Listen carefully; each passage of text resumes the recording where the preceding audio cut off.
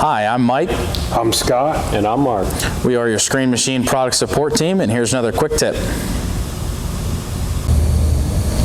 Another quick tip for today is installing the shoe, which will help retain the Blowbar wedge on a 4043 and a 5256. You're going to want to install the wedge, the nut, and the bolt, securely tighten them, torque them.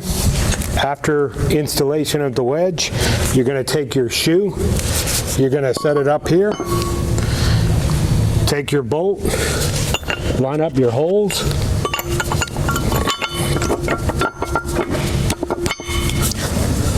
install your nut and torque your nut, and you're ready for the next one, and so on.